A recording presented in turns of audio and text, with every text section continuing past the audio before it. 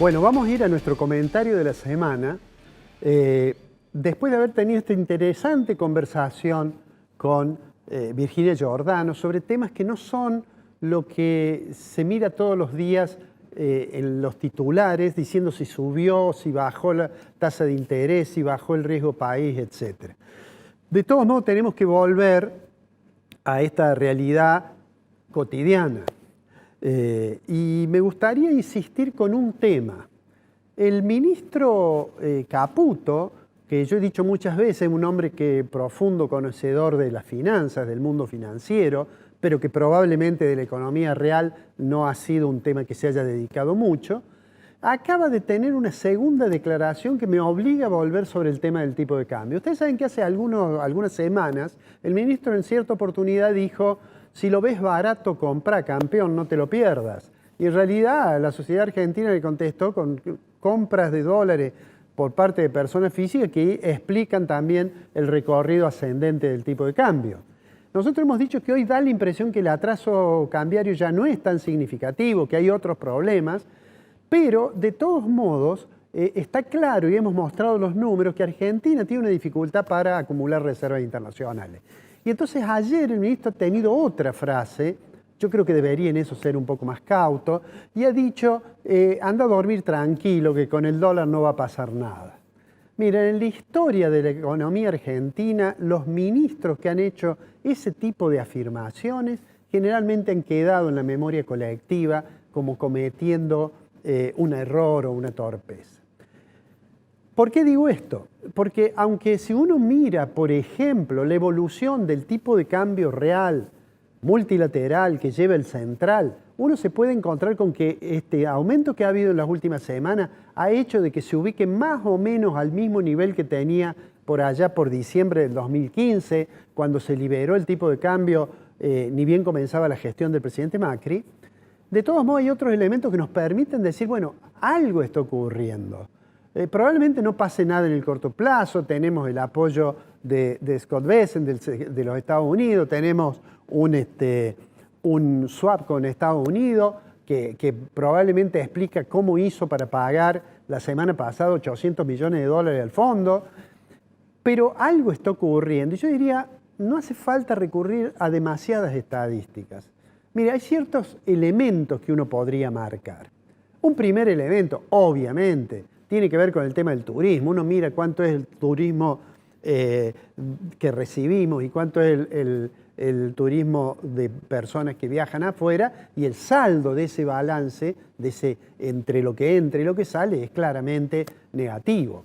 La segunda cuestión es que cualquiera que haga un recorrido por alguna ciudad fronteriza va a ver la intensidad del intercambio que hay de compras que se realizan en países, o los que viajan a Chile para comprar, o los que van a Paraguay, o los que van a Bolivia, etc. Entonces digo, ahí hay algo que nos está diciendo: estamos caros, dice la gente en dólares, estamos caros, lo cual es un elemento adicional para decir que no demoremos demasiado las reformas tributarias que hablábamos con Virginia.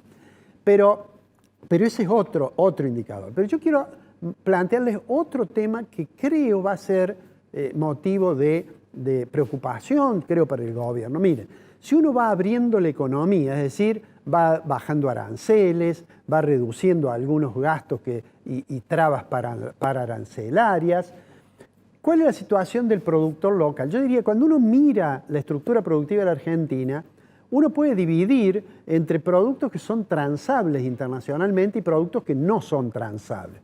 Los productos que no son transables no tienen mucho problema con que se abra la economía con un dólar relativamente barato.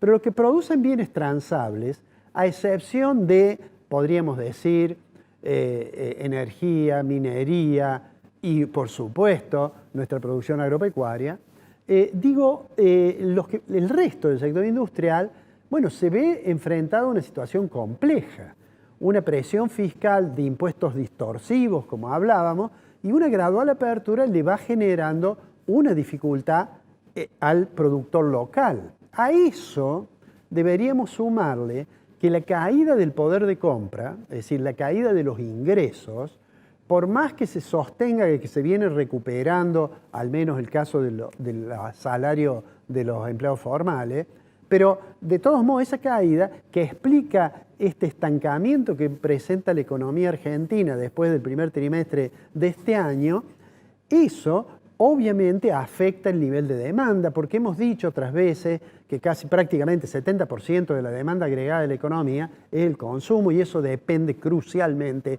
del poder de compra, de los salarios, de las jubilaciones.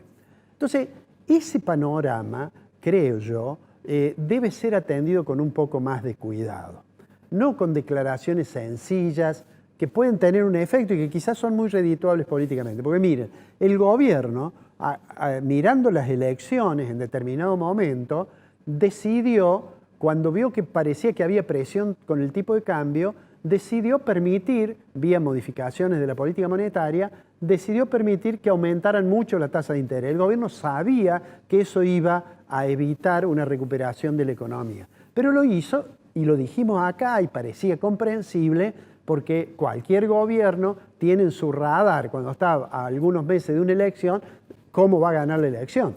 Y el capital que tenía el gobierno para esa elección era decir que habíamos bajado la tasa de inflación de manera muy significativa.